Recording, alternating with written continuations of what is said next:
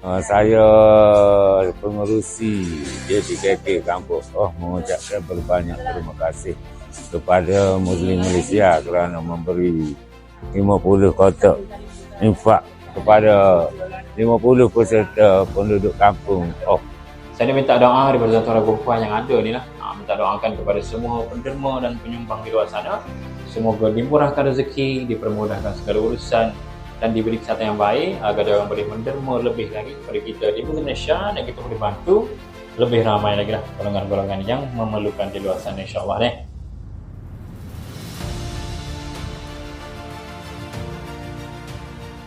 Saya ucapkan kepada Muslim, terima kasih banyak-banyak bagi sumbangan untuk hari ini. Terima kasih.